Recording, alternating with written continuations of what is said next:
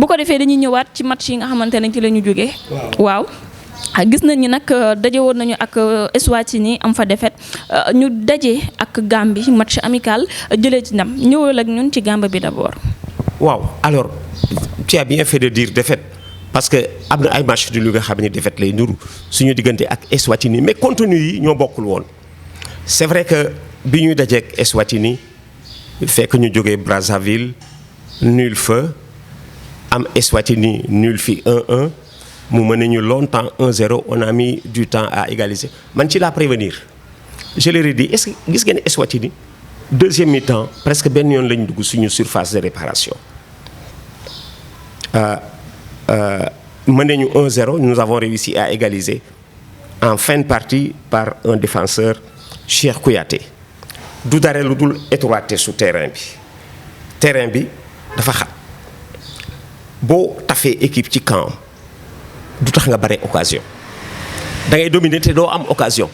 li tax doo am occasion mooy du am espace même soo xoolee Cap-Vert inquiété wuñu du tout Cap-Vert Sénégal Cap-Verdiens yi inquiété wuñu autant en première qu'en deuxième mi-temps xale yi dañ leen dékku dañ leen ëmb inquiété wuñu mais ñun bare wuñu occasion curieusement ti ngi mais kii jaaxalu la defulu la jaaxal amu fa action bu la jaaxal et dans tout ça si tu fais attention en première mi-temps ils sont venus rarement dans notre surface de réparation et pourtant ils ont touché la transversale à 0-0 am nañu balu transversale ñoom parce que waa ji loo ko mën football loo mën adversaire bi dana am benn situation wala ñaar seen benn situation boobu xaw na nekk but le gars qui a centré l'attaquant qui met une tête plongeante piquée la tête qui rebondit qui s'écrase sur la transversale bu duggoon nga am beneen mode du match heureusement duggul la balle s'écrase sur la transversale et bon en deuxième mi-temps on a marqué 2 buts alors li may joytu ci Thiès moo di vous avez remarqué que Zambie ak Cap-Vert yëpp dañ leen xaw surclassé mais barewuñu occasion pourquoi barewuñu occasion fii jeu ba di dérouler ñoom ñoo la fay ëpp parce que terrain bi dafa xat doo leen déséquilibré ba am espace doo am espace da ngay débrouiller rek di débrouiller di ñëw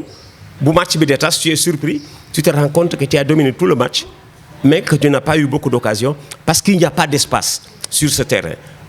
lii nag moo fi am moo tax li ñuy liggéey feneen gëm naa ne bu ñu ko liggéeyoon ci Léopold Senghor war ci mën a dellu si man day bala sama xel di dal ñu ni Léopold Senghor gi ni mën nañ ci dellu si peut-être même avant la phase retour des matchs de qualification à la Coupe du Monde parce que match yi des na am na ci yu ñuy joué ci phase bu njëkk bi mu des deuxième phase bi mais normalement ci deuxième phase wu Coupe du Monde bi war nañu mën dellu si ci terrain bu mag ci terrain bi nga xam ne moo di suñu terrain moo di Léopold Senghor moo am espace fa la ñuy jouer facilement je crois que dans la deuxième phase de la qualification à la Coupe du Monde war nañ fa mën a dellu si. ba tey yaa ngi waxaat situation bi nga xamante ne moom la ñuy dund ci terrain bi te yaakaar naa ne environnement bi nga nekk du jouer bu baaxul yow loo am na tactique de jeu doo ko mën a génne donc bu ñu dikkee ci ñi nga xamante ne ñoom ñoo di joueurs yi ñoom ak ki nga xamante ne moom moo di seen sélectionneur nan nga gisee 11 de départ bi ak nan nga ko jàngatee. gis nga le 11 de départ léeg-léeg dama daan dégg ñu ko daan critiquer Aliou Cissé naan amul équipe type baaxul. gis nga 11 de départ ça dépend ci bis bi nga toll gis nga 11 de départ bi yow du lu entraîneur bi di amee toog ci këram jour yaa nga Europe di jouer entraîneur bi du toog ci këram naan kii laay départ loo au départ gardien bi kii la défense bi ñii ñoo ci nekk milieu bi ñii ñoo ci nekk attaque bi ñii ñoo ci nekk ça dépend ci moment boobu lan mooy xew ci 11 de départ léeg-léeg laa gis jour yu ñëw blessé ba ñàkk gisoo Crépin Diatta par exemple ci ñaari match yëpp il n'a pas été bon bien que buteur contre Zambie xam nga pourquoi il n'a pas été bon bi mu nekkee Crépin bi nekkoon Bruges Belgique moo gën a baax léegi bu Monaco parce qu'à Bruges il jouait à Monaco du titulaire da ngay sentir benn baisse de régime ci moom c'est parce qu'il n'est pas titulaire à Monaco il était titulaire à Bruges Crépin bi doon jouer en Belgique Crépin wu daaw moo gën baax bu ren alors yooyu yëpp dañ koy tenir compte dafa am joueurs yi ñii dañu nekk en baisse ci situation bi ñu nekk am ñu nga xam ni dañu nekk en hausse ça dépend ci situation bi ñu nekk moo tax ma ni chaque match a sa vérité du moment boo waree jouer waa ji à telle date lii moo di 11 bi gën a wóor 11 de départ léeg-léeg sax joueurs yi ñoom seen bopp dinañ ko sentir xam nga des na ca kanam tuuti j'ai connu un entraîneur qui le faisait des na ca kanam tuuti joueurs yi di defar équipe bi Amina xam nga luy joueurs yi di defar équipe bi da ngay jox joueur bu ci nekk ba këyit ni ko defaral ma sa 11 de départ gis naa entraîneur bu ko doon def joueur bu nekk ngay jox këyit ni ko defaral ma sa 11 de départ bu fekkee ni tu as 20 joueurs au regroupement nga gis Edouard Mendy 17 fois booy départ nga gis ñaari latéraux kii ñii woteel ko 11 fois kii woteel ko 9 fois ñi ko woteel 11 fois ngay départal parce que joueurs yi au moment de jouer xam nañu ban 11 moo war départ mais du seen problème duñ ko wax xam nañu ku yéeg ci forme xam nañu ku wàcc ci forme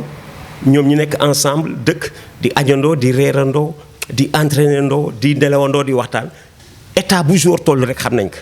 mais léeg-léeg j'ai vu un entraîneur qui le faisait qui laissait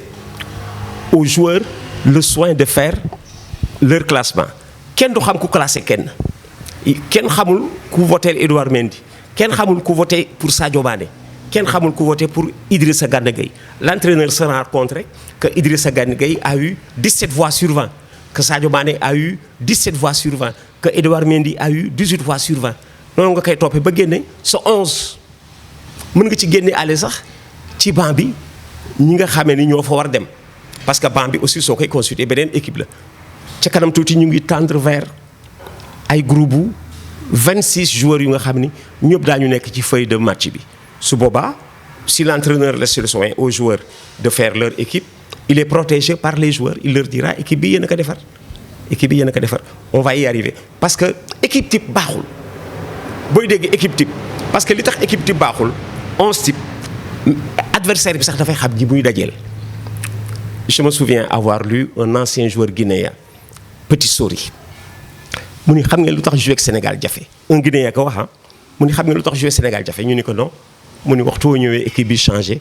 entre 3-4 personnes doo leen xam waxtu woo ñëwee rek équipe bi changé ka nga joué loon il y a 6 mois nga préparé wu boo ñëwee bi yoon doo ko gis keneen nga gis nga koy jëm jàngat voilà tout le problème. Alors et c'est bon de pouvoir jouer comme ça parce que léegi ak match yu bare yi au rythme d'un match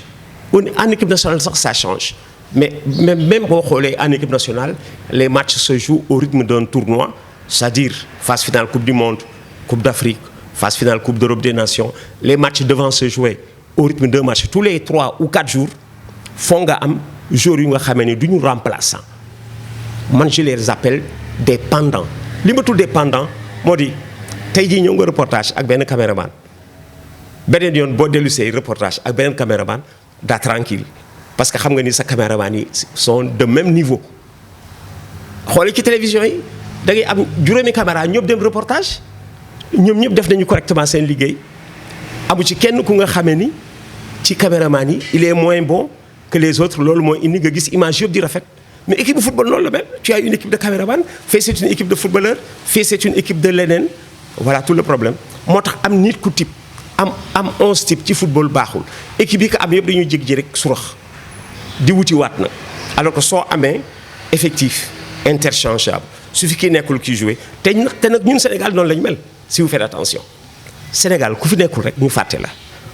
on a joué sans Sadio Mané et on l'a oublié. Le Brésil aujourd'hui peut jouer sans Neymar et on gagne et on avance.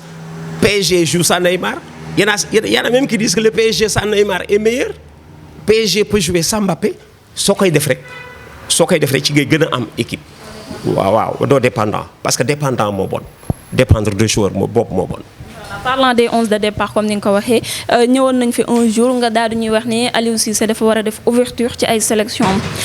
bàyyi nit ñi di ko conseiller ndax des fois nit ñi suivre yeneen joueurs yi ci yeneen club bi ñuy gën a xam ci performant ci moment bi ou pas ginnaaw loolu nag am na benn réponse bu mu joxe ci conférence de presse bi mu joxe woon jour bi muy joxe 11 de départ am nee na moom joxe na ouverture ku ko mën a xelal nga xelal ko ku ko mën ni ko lii moo baax ci équipe bi nga wax ko ku ko mën a wax ni ko kii moo war a jouer nga wax ko da ko yokk xel ba tax moom bu toogee def analyse bi dina mën a dem tey ñëwaat nga waxaat ni bu joxee fooy chaque joueur bu nekk jox ko 11 de départ mu xool ki nga xamante ni moom moo nekk ci moom moo gagné sur 20 bi dina ko mën a dina mën a am 11 de départ bu baax wala mu mën a am xam naka lay sélectionner joueurs yi mu am ci moment bi.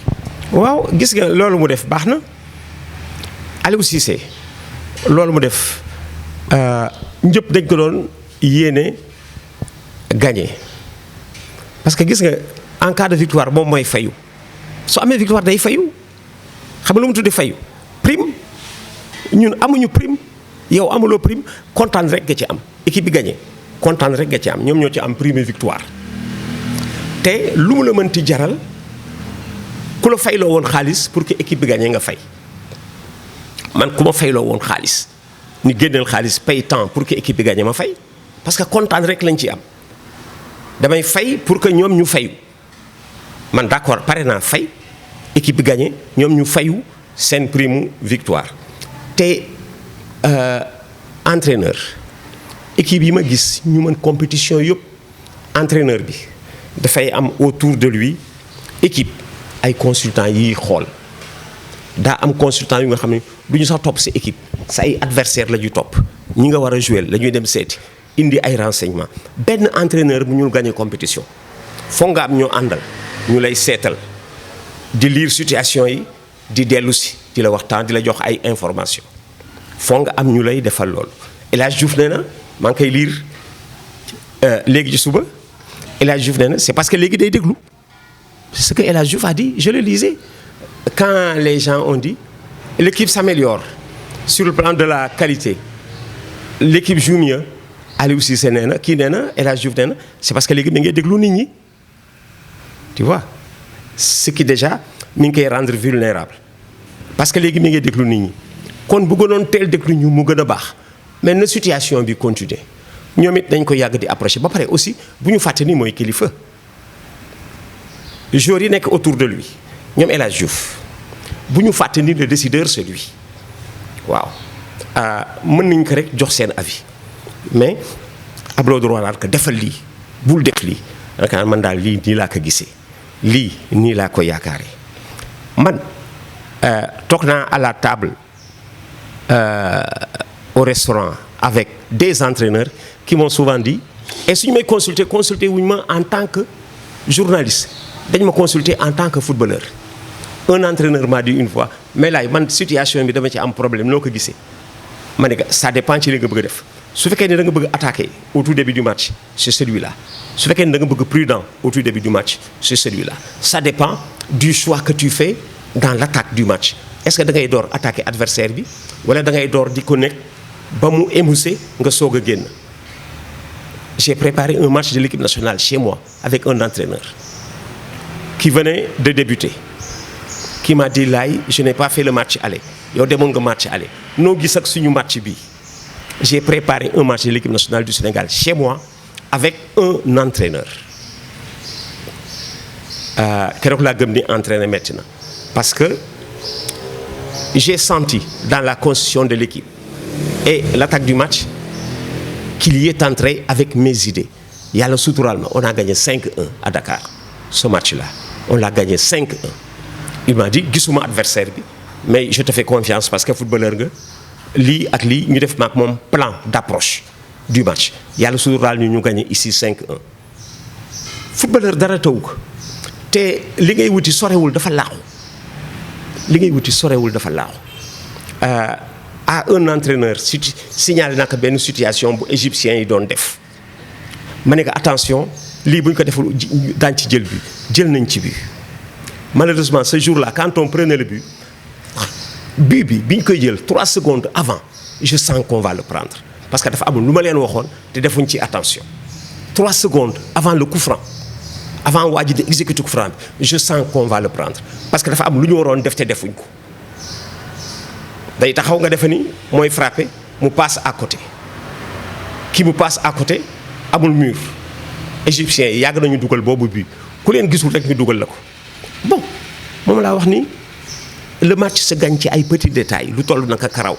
léeg-léeg buñ la ci boo ci waxtaanee c'est tant mieux ni El Hadj Diouf wax mais El Hadj Diouf mënoon na bañ a wax ni léegi daf ñuy déglu léegi day déglu mënoon ci àgg rek ñi ngi waxtaan di échanger ñi ngi waxtaan entre eux di échanger parce que ñoom ñëpp ay footballeurs lañ entre eux parce que s'il y a des joueurs autour de l'équipe ñoom ci lu ñu d'accord rek day nekk saafara pour équipe bi